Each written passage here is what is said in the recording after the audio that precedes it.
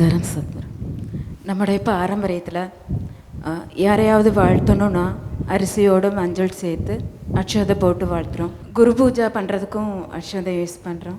Significance நீங்கள் கொஞ்சம் சோதனை பண்ணணும்.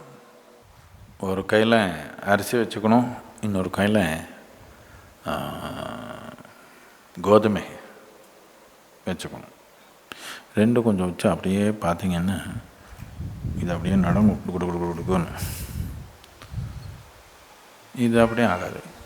இது சாப்பிட்டா நல்லா இருக்குது, அவ்வளோதான். அரிசின்றது அப்படி இல்லை.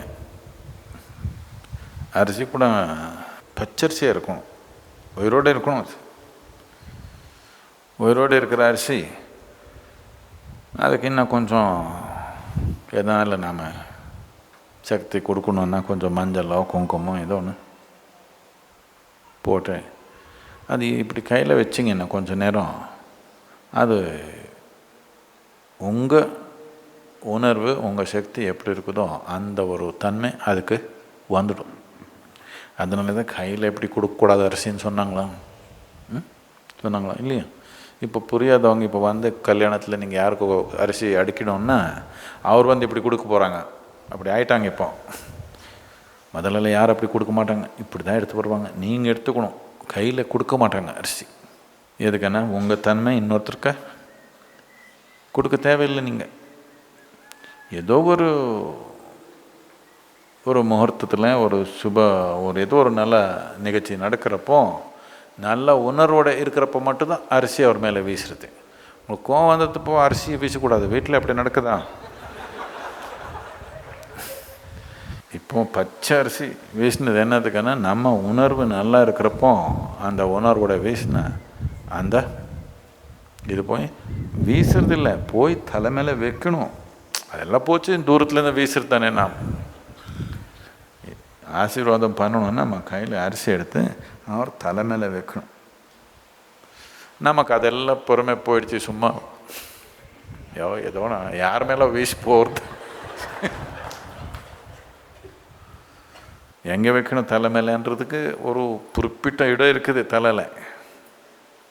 இங்கே வச்சுக்கலாமா அப்படி இல்லை. அதுக்கு ஒரு குறிப்பிட்ட இடம் இருக்குது. அங்கே வச்சா உங்கள் உணர்வோடு இருக்கிற அந்த ஒரு அரிசி ஒரு விதமாக வேலை செய்யும். சரியான இடத்துல வைக்கணும். அந்த இடம் எங்கே இருக்கிறதுன்னு தெரியலையே. இப்போது ஹேர் ஸ்டைல் வேற போயிடுமே அவர் அந்த இடத்துல வைக்க போனேன்.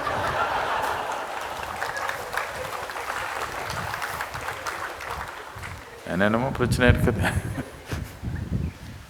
இப்போ சும்மா ஏதோ ஒரு சாம்பிரதாயம் எல்லாம் வீசுகிறாங்க, நாம் வீசுறதா? அரிசி இருக்கிறது வீசுறதுக்காக இல்லை, தலை மேலே வைக்கணும். அக்ஷத்தம்னா தலை மேலே வைக்கணும். சும்மா இவ்வளோ எடுத்து நம்ம உணர்வோடு வச்சா அந்த தன்மை அவருக்கு சேருற மாதிரி ஒரு கருவி. ஏதோ உயிர்த்தன்மை உணர்ந்து அது எப்படின்னு செயல்படுதுன்னு புரிஞ்சு பலவிதமான கருவி உருவாக்கணும் நம்ம கலாச்சாரத்தில். அதெல்லாம் போய் இப்போது சடங்காக போச்சு. ஏதோ ஒன்று எடுத்து வீசுறது தான், அவ்வளோதான். ஏதோ ஒரு விஞ்ஞானமாக இருந்ததோ அது ஒரு சடங்காக நாம் மாற்றிட்டோம். திருப்பி இந்த விஞ்ஞானம் கொண்டு வந்தால் நல்லாயிருக்கும். இல்லைன்னா சும்மா கலாச்சாரத்துக்காக ஏதோ ஒன்று எல்லோரும் வீசுகிறாங்க, நாம் ஒன்று வீசிக்கிறது தானே.